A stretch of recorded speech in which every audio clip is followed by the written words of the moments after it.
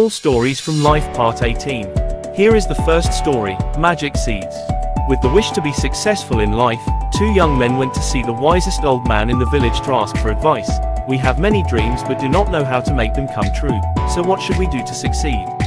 After listening, the old man smiled and gave each of them a seed and carefully instructed that this was a magic seed, so keep it for a long time and you will definitely succeed.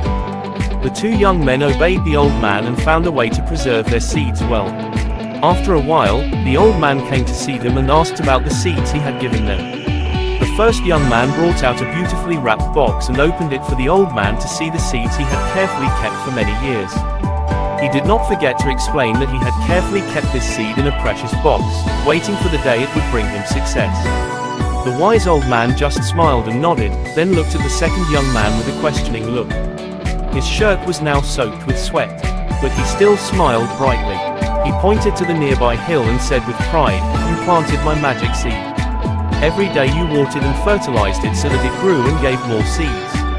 Now the hill is covered with flowers and fruits. Each tree and each fruit promises to give me more magic seeds." Hearing this, the old man slowly explained to both of them that the seeds I gave you are just ordinary seeds, nothing magical, but if you just keep them, they will forever be useless seeds. Only when someone is willing to put in the effort to plant and fertilize them will they bring great results to that person. The lesson learned is that inside each of us there are always magic seeds. Life has many choices, and whatever choice you make, you will receive corresponding results. Not daring to take risks turns out to be the biggest risk. Thanks for listening.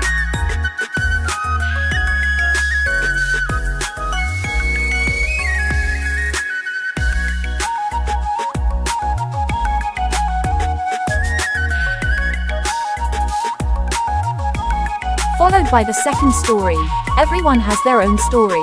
On the train, a 24-year-old man looked out the window and exclaimed with excitement, "Oh, look at the trees behind him." The father smiled affectionately while the young couple sitting opposite looked at them with pity.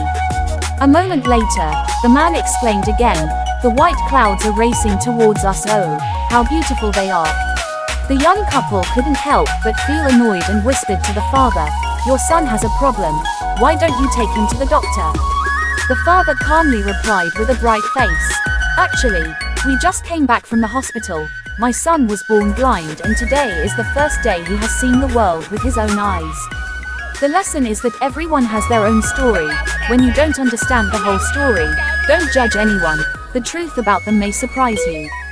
Thank you for listening.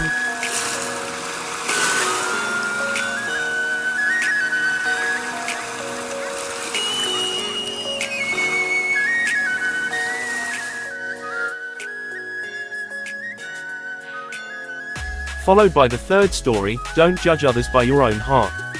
A single mother had just moved to a new town. She discovered that her neighbors were a poor family consisting of a widowed mother and two small children.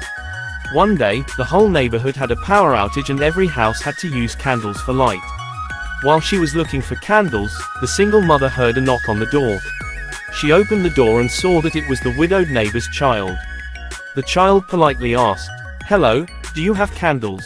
She thought to herself that this family was so poor that they didn't even have candles. Maybe I shouldn't give them any because I don't want him to rely on them and keep asking for them. Thinking so, the mother coldly replied, "Number." She was about to close the door when the child smiled brightly and said, "I guessed so too." After saying that, the child took out two candles. "Mom, I'm afraid you live alone and don't have candles, so I told you to bring me two candles to light up." The single mother was so moved that she cried. She hugged the child tightly and blamed herself for misunderstanding the other person's heart. The lesson is not to rush into wrong thinking and misunderstanding others because of prejudices in your heart. Open your heart to receive the good things that others bring to us. Thank you for listening.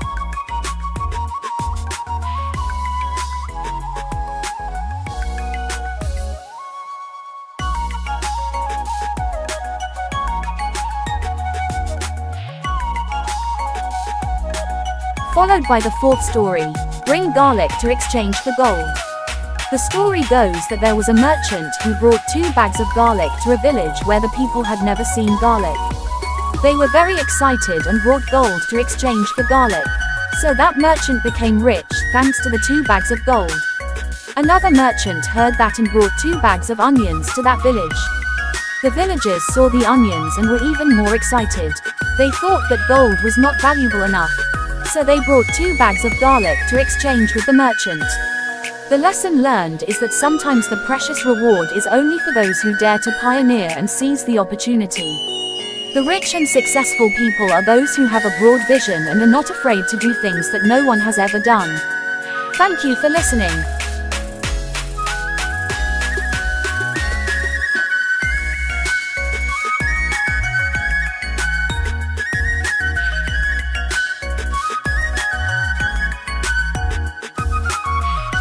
Followed by the 5th story, the well. There was a man who owned a well, but he no longer used it, so he decided to sell it to a farmer near his house. One day he saw the farmer drawing water from the well to cook, water his crops and feed his livestock. The man stopped him, saying, "I only sold you the well, not the water in the well, so you cannot use the water from this well." The farmer was very sad but did not know what to do. He had already bought the well, but it was true that he did not pay for the water in the well. Now the well was full of water, but he could not use it while his family's crops and livestock all needed water. Thinking for a long time, he looked for a way to solve the problem. The farmer had to bring the matter to the district magistrate, hoping to get justice. When he got to the magistrate's door, the farmer told the whole story without hiding anything. The magistrate called the man and asked him why he did not let this farmer use the water in the well. "Didn't you already sell the well?" "I only sold him the well, not the water in the well, so he has no right to use your water. If he wants to get water, he has to pay more for it," the man argued, sure that he was winning. The district magistrate looked at the man, smiled slightly and said firmly, "You are right. You sold the well to this farmer, so the well belongs to him, and the water in the well still belongs to you. If so, you have no right to store water in the farmer's well anymore. Now I give you 2 choices. One is you pay the farmer to rent the well to store water. 2 is you must immediately take all the water out of the well." The man bowed his head in shame, not knowing what to say to refute the district magistrate's valid argument. It was his own cleverness that had harmed him. The lesson learned was that no matter how smart we are, there will always be someone smarter than us. So we must learn continuously whether we are young or old. Intelligence is an advantage that helps us achieve success and gain respect from others. But if we do not know how to use it properly, intelligence will turn into cleverness and will be counterproductive, causing us to harm ourselves.